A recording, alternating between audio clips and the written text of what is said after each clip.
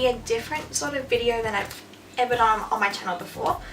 Doing quite a few of these recently, but I thought I would just do this disappointing products video for you guys, just because I've had quite a few disappointing products in a little while. I think it's been about a year I've been collecting these products, and I've tested out these products, and I just wanted to let you guys know my thoughts on these and how and why I don't like them and why they're disappointing to me. So let's get straight into this video. I don't have that many, like I've got like, this is my thing. It's about 10 or like 11 or 12 products to talk about. Some of them I don't actually have because I thought about doing this video after I had done an empties video and tossed all of these things out. So yeah, so I'll let you guys know, those things first. They're a set. So the two things that I don't have with me anymore are one is the Hourglass Comprendule Day Fluid. It's the Hourglass Day Fluid and the night one. So the night one is the Hourglass Blimule. I don't know that word, but I'll list it below anyway. A biometric skin active serum. It's a long name.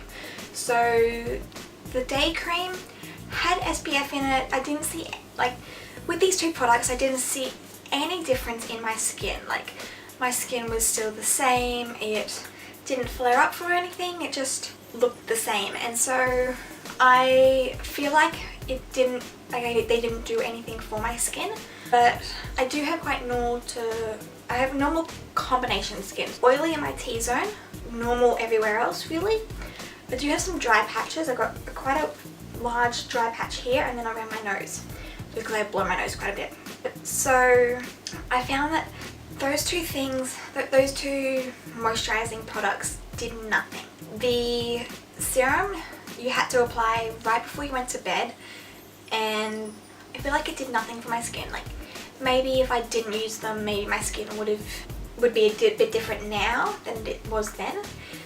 But between my Nivea moisturizer and my Hourglass moisturizers, I don't really see that much difference in my skin. I used to use Nivea for like 5-6 years, and then I moved to the Hourglass, and then now I'm on to something new, and I'm just trying that out for now. But I'm not really seeing much difference in my skin between all of these three moisturizing products, and especially for the Hourglass in price. Like, the Hourglass Skin Active Serum is like, I think I paid £280, which is like equivalent to $500 here in Australia, and it's just not worth it. And I don't regret spending that much money. Like, it was my money and I wanted to spend it. I wanted to have a look at it and see how it goes. It was just a terrible product, and I will never get it again, and probably won't ever spend $500 on a moisturizer ever again, just because of that bad experience. And then the Day Fluid, I think you can still buy the Day Fluid. I'm not sure if you can buy the other one, but the Day Fluid I think was like $80. I'm not sure what that was in pounds. I can't remember. Might have been £60, so that might have been like $100. So yeah, it was I didn't like the products, and they were nice, they were luxurious, they had pumps, but I didn't see anything different in my skin. It didn't affect me anyway, so they're very disappointing for me. So yeah, now that I've rambled on about that one, let's move on. Next one is the Designer Brands Instant Nail Polish Remover and Primer. Now, I use this probably 2 or 3 times. Probably shouldn't put my finger in it. And it's gone all dried up. Like, I didn't use it for quite a few weeks, months, maybe a month. And it's all dried up inside here. And I've just noticed in the middle, in the center here, it's still got all that nail polish in it. So it's gone crusty and disgusting. It's disgusting. The next thing is something I really wanted to love, and it is the Makeup Geek Face Buffer Brush. It's the only Makeup Geek brush I've ever used or ever had. It holds a lot of the product. Like, I've cleaned this like 5 times and it holds, but it gives the face, like if you use it, like even in like circular motions, it gives you streaks, and no matter how I use it, I always got streaks using this brush. And I really wanted to love this brush because I love all of Makeup Geek's eyeshadows and blushes and all those products. So I really wanted to love that, but I don't, and it so disappoints me that I didn't love it. And I actually hate it, which is a strong word, but I don't like it at all. And I don't know, but if you guys know, if you guys have used the brush before and it works for you, then that's good, but it doesn't work for me. Let me know if it works for you, how you use it. I've used it in like going down the face, circular motions, buffing it, nothing. Every single time I have to go over with my beauty blender and just pat out all the lines. It's a nightmare. And then the next thing is actually the thing that started me wanting to use to do this product, to do this video. And it is the Maybelline Superstay 24-Hour Concealer. Now, I actually like the foundation that goes with this. I'm not in love with the foundation, but I like it. And I like this concealer, like the formula of this concealer is very nice. It is quite pink, but it's still quite a nice concealer. But the thing is, and if something stings, then you just can't use it. But this, when I applied it underneath my eyes, it stung here. Now, yes, I have a dry patch here, and it's a dry patch. It's not like anything in particular. Like, it should, like, concealer should not sting a dry patch, and it's just, so I decided that I would never use this again. So I used this concealer 5 times in total. 4 times out of using it, it stung. So 4 times out of 5, this concealer stung my under eyes. And your under eyes are the most sensitive part of your face. So if something stings there, then you can't use that product. So yeah, that was very disappointing for me. Next product is this NYX Shine Killer Primer. Now, it's a nice nice primer. It's like feels nice and it goes into the skin quite nicely and everything. But this might just be me, but it says Shine Killer. Now, if it's a shine killing primer, it should kill the shine.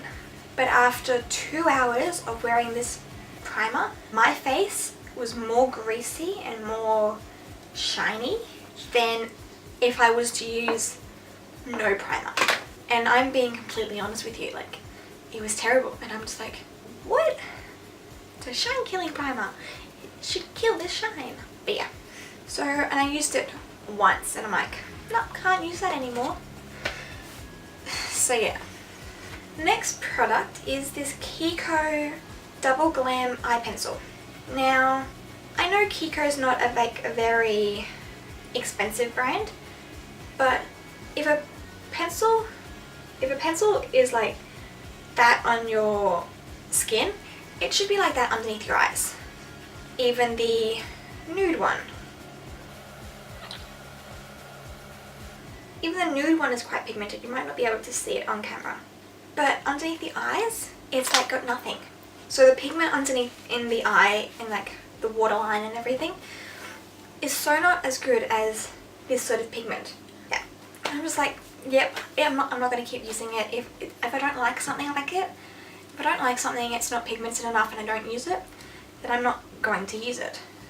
The next thing are these 2 Rimmel eyebrow pencils. Now, I don't know if it's my hair color at the moment or what it is, but these look very warm toned. Now, they're actually not coming up on my hand.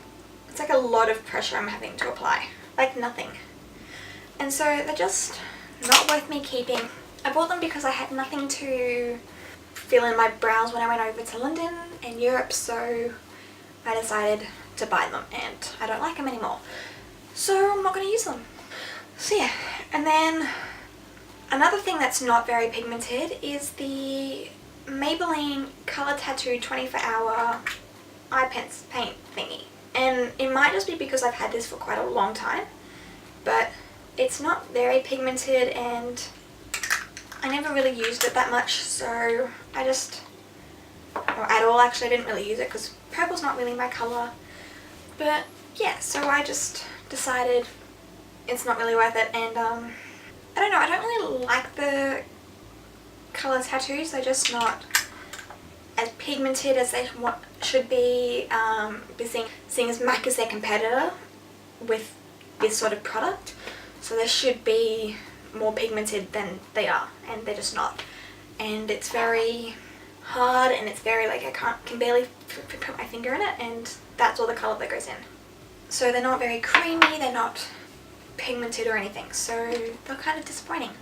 And then the last makeup product that is very disappointing to me, and this is both disappointing in the price and the quality and everything about it. It breaks my heart that to actually put this in here because I love their Brow Wiz. But this is the Anastasia Dip Brow Pomade. Now, this has been like this for quite a long time now. It's cracked and it still looks pigmented, but it just seemed to have dried up quickly. Like, I've had this for maybe a year and a bit now, and it's dried up, and it was just not really worth it. Like, it was like $40–50, and it just wasn't worth it for the price I paid, and it drying up so quickly. And I didn't use it that much, so it dried up so quickly that I didn't get to use as much product out of it as I wanted to. Whereas the Chi Chi is like $15–16, and it's still going strong after a full year. My next product, that's very disappointing, but I used it all up, so it just sort of didn't really do much. It smells nice though. It's the I have no clue. I have no clue what this is called. I'll leave it listed below. But it is a beauty elixir, so it's like a finishing spritz or like a hydrating mist or something. And yeah, it just I don't think it really did that much. I do like it and everything, but I think I paid maybe £28 for it. It's quite a lot of money, and I think it's like $50 here in Australia. So I just don't think it's worth the price to pay for it. Now the next thing is this Lush Love and Light hand cream. Now I did not buy this. My mum gave this to me because she was given it.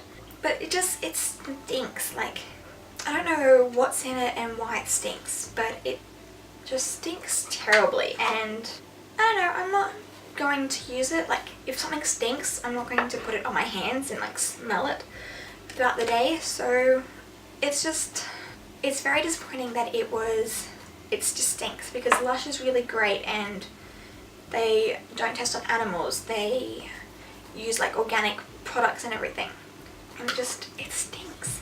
And it is quite moisturizing, but it doesn't, like the moisture doesn't last that long on my hands. So yeah, it's just very disappointing. The next thing is this Avon nail strengthener. It's like Nail Experts Strong Results. It does nothing. It doesn't do a thing, and it's just like a waste of money. Like, I've had it for a couple of years now. It doesn't do anything. I have 2 of them, and they just don't do anything. They don't make your nails strong, and it's just annoying, and really annoys me every single time I use it. So yeah, I just stopped using it, and yeah, it's just very disappointing. And that's the end of this video. Hope you guys enjoyed this video. It's very different to what I've done before, and kind of makes me feel depressed saying all the things I hate about all my products. But yeah, I hope you guys enjoyed it, and if you did, please give this video a thumbs up, and please subscribe to my channel. If you guys want to see a more regular disappointing products video, maybe like one a year, I don't know. But yeah, if you guys want to see more of them, then just let me know in the comments below, or give this video a thumbs up, and I'll see you guys in my next video. Thanks guys.